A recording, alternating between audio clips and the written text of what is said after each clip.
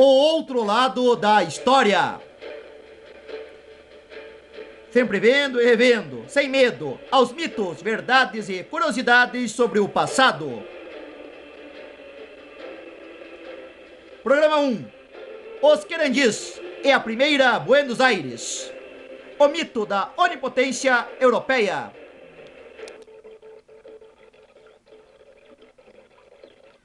Comumente, os livros escolares nos dão a entender que a vinda do colonizador europeu sempre foi um processo de conquista avassalador, que por onde passava, impunha por completo a sua autoridade sobre toda e qualquer população indígena que encontrasse em seu caminho. Acontecendo que uma vez ou outra, nestas mesmas histórias, algumas tribos nativas até chegavam a conseguir algumas vitórias passageiras sobre esses invasores. Mas somente no começo de suas lutas, quando então o inimigo inevitavelmente triunfa. Logo no fim, sempre figurando o nosso indígena como o grande herói derrotado. Uma história comovente, mas que não é bem verdade. A história da primeira origem da grande capital argentina, Buenos Aires, é uma prova disso. Mas espere um pouco. Primeira origem? Como assim? Calma. Vamos explicar tudo do começo.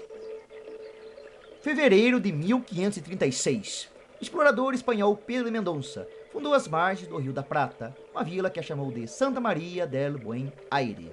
A atual capital? Bem, sim e não, pois a sua fragilidade não lhe permitiu existir por muito tempo. Essa comunidade desde o início dependeu da boa vontade dos Querandis, uma dentre várias outras tribos charruas que habitavam a região, para que o vilarejo assim não morresse de fome. De modo que após 2 semanas de convívio pacífico, por razões desconhecidas, estes Querandis simplesmente param de abastecer os colonos de Buen Aire. E agora? Como fariam para se virar sem a ajuda desses nativos? Pedro Mendonça não tem dúvidas. Com a arrogância típica do aventureiro rústico que era, ele manda sem nenhum pudor a um de seus homens ir exigir a continuação dos fornecimentos por parte desses charruas. Os mesmos, contudo, não se intimidam e rapidamente expulsaram a pauladas esses invasores prevalecidos. Eis que então, seu comandante inconformado e não ter a sua vontade cumprida, não vê outro meio.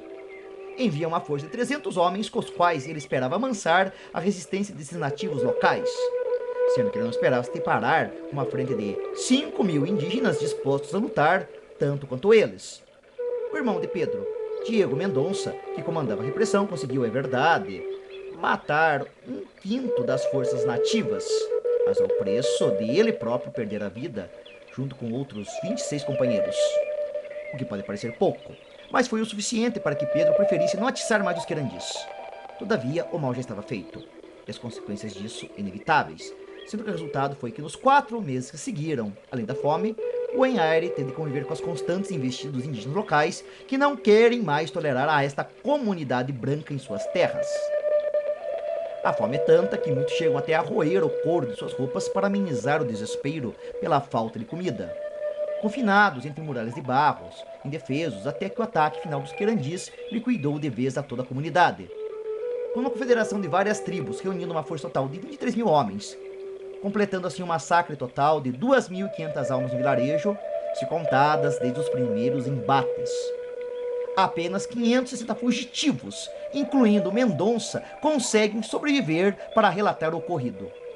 O que não muda a postura de novas frentes invasoras, vindas da Espanha, que por isso vão ser igualmente repelidas por essas forças charruas, as quais, inclusive, logo se apropriam de uma novidade: cavalos introduzidos por esses mesmos invasores, fazendo-se ainda mais temidos como cavaleiros invejáveis, tanto como seus descendentes, os gaúchos.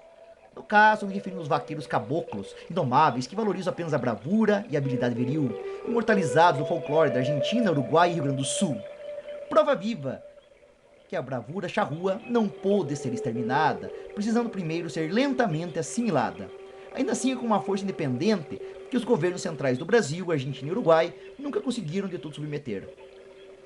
Paralela a essa resistência, somente depois de quase 50 anos que uma nova Buenos Aires é então erguida no lugar do primeiro vilarejo.